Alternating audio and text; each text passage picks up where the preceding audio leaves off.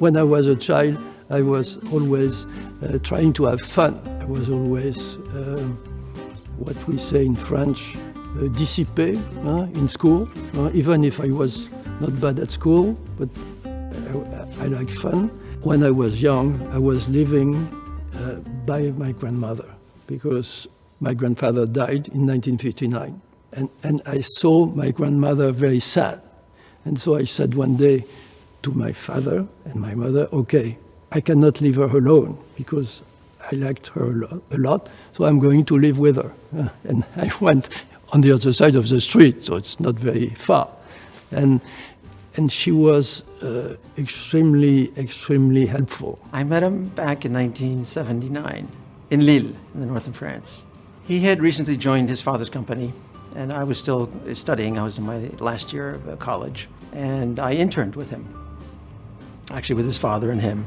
Both were at the company at that time. My grandfather founded a company in the north of France. Then my father ran the company, and I was always in contact with them. I was always very interested, and I never thought of doing anything else. He started out as a civil engineer. He worked for his family's construction company.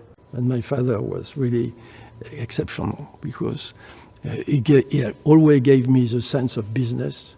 And when I arrived in the business with him, after 3 years, he told me, "Hey, Guy, I think you are able to run the business, so let's do it."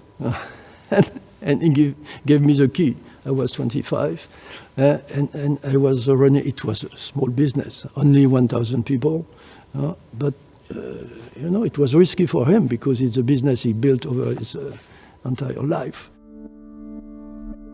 By his mid-20s, he was making some pretty big changes. He wanted to move out of construction and manufacturing and into real estate. And he was getting ready to invest in America, which was very unusual for a small real estate development company in France. France was very conservative at that time. You didn't do that, especially at his age. He was still in his 20s.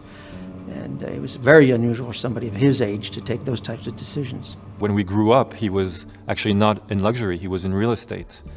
It was really something incredible to witness, to see this incredible ascension. He started looking for gems, for things that were undervalued, even outside of what his company had done previously. I was looking at several ideas, and I hit Christian Dior, and immediately I thought this brand has a lot of potential.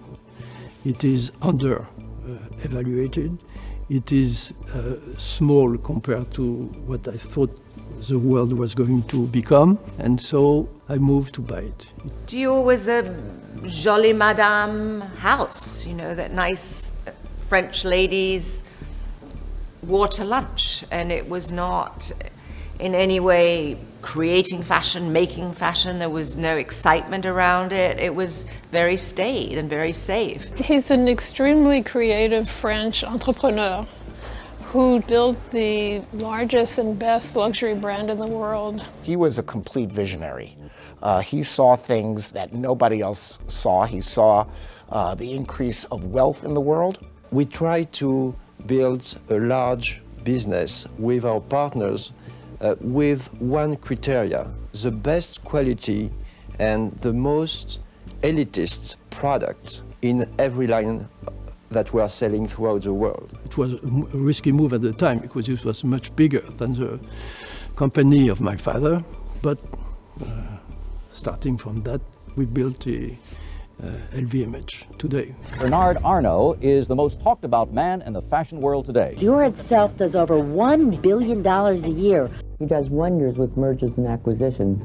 When I was 10 or 11 years old, I understood that something was going on. When you start seeing your father's face on TV and in the newspapers, when you also have people of 11 or 12 years old speaking to you about your own father, saying, "Oh, I hear he's incredible and a genius." So that's how it happens, actually.